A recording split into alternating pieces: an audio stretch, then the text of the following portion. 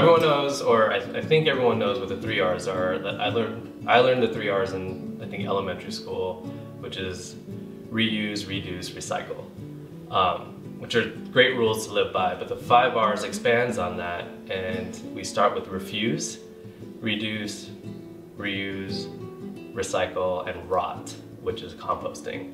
So by refusing, you're saying no to single-use plastics and anything that could create trash.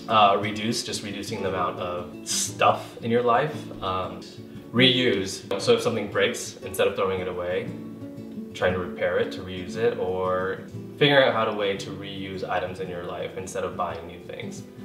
So recycle is actually a funny one. We've been learning a lot about that recently, and a lot of things that we end up throwing away could be recycled. So we've been doing a lot of research on how to, instead of throwing things away, recycle them. And we're also trying our best to make sure that we're buying products that are easily recyclable. So glass is more easily recyclable than aluminum or plastic. So if we can get something like yogurt in a glass jar instead of a plastic one, then we'll opt for that.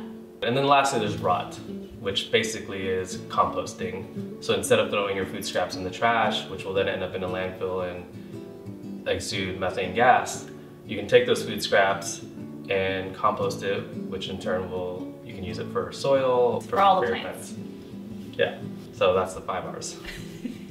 Yeah, refuse, reduce, reuse, recycle, rot. Yeah.